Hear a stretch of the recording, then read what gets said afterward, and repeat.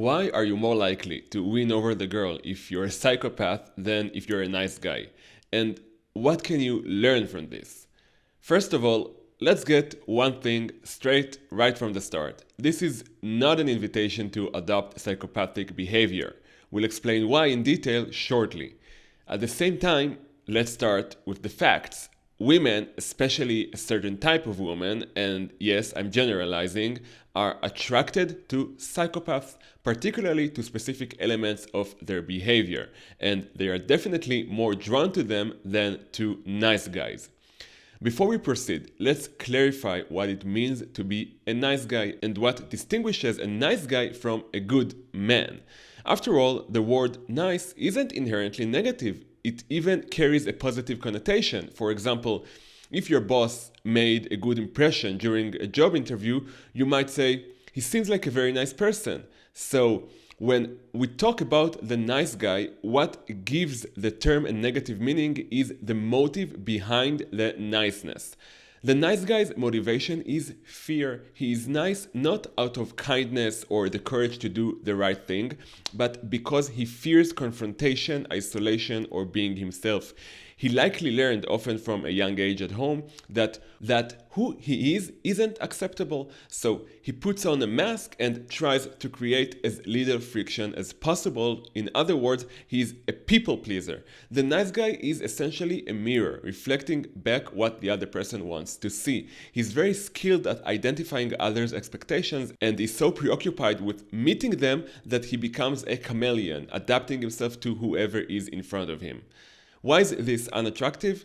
One of the classic masculine traits is the ability to protect. To protect your partner and your family, you must be able to face conflict. This doesn't mean you're someone who seeks out fights. Far from it. Ironically, the nice guy is actually more in risk of becoming a victim of bullies because he avoids confrontation and is likely to give in to their demands. Think of Peter Parker at the beginning of the movie Spider-Man being taunted by the school bully Flash Thompson.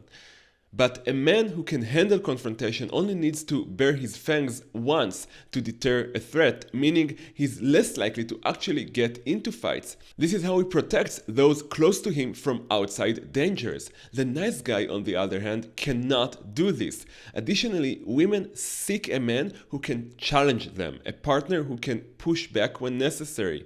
No wise, mature woman wants a man who just tries to please her. She knows she's not perfect, that she has destructive tendencies, and she wants a partner whose presence brings out the best in her.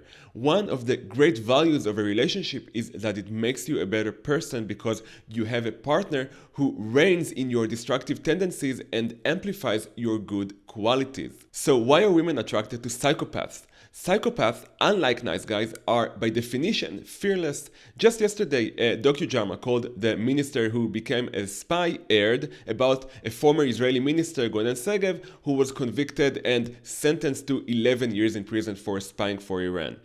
I didn't watch the film, but I read about the man on Wikipedia. Even before his conviction for espionage, he had already served time for drug smuggling. Before that, he was convicted of credit card fraud, and after being released from prison for drug smuggling, before being convicted of espionage, he pulled off a check fraud scheme. He was convicted again and ordered to pay restitution, which didn't happen until he went to prison for espionage and might not have happened at all otherwise. This profile is typical of psychopaths. They are not deterred by punishment, which puts them at a higher risk of returning to prison. Moreover, his crimes reflect highly egocentric and short-sighted behavior, another hallmark of psychopaths.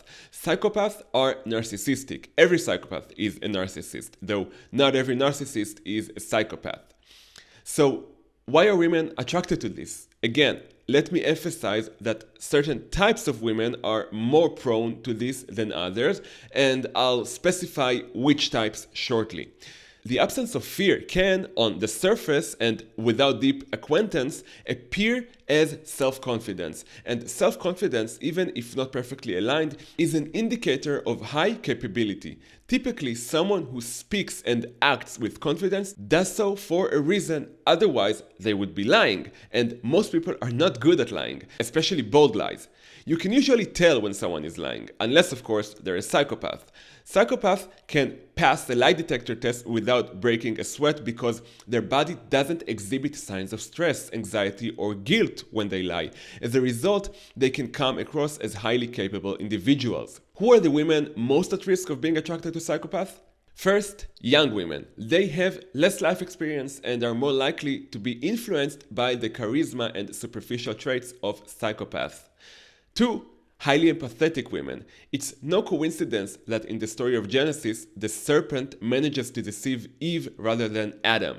Women, on average, are more empathetic than men. Empathy makes you try to see the good in everyone, give everyone a fair chance, and believe anyone can reform. The serpent, symbolizing cunning, sees Eve as an easy target.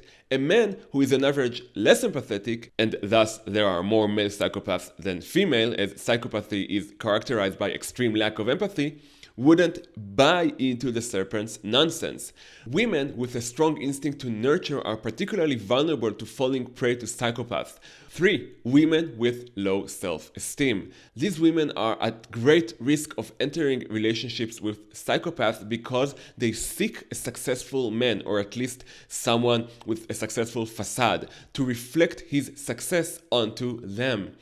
They look for someone to admire, and the narcissist looks for someone to admire him. Many of the women I've seen in my clinic after leaving or still being in a relationship with a psychopath were drawn to the unpredictable and mysterious lifestyle of the psychopath. So what can you learn from this? 1. That there are psychopaths out there. To avoid falling victim to psychopaths, we need strong, good men who can stand up to them. 2. There are destructive parts in all of us, including your partner, that if left unchecked, could consume us. This restraint is often provided by society and more intensely by a life partner. To be a good partner, you must be capable of confronting the destructive parts of your significant other. And the nice guy cannot do that. Thanks for watching.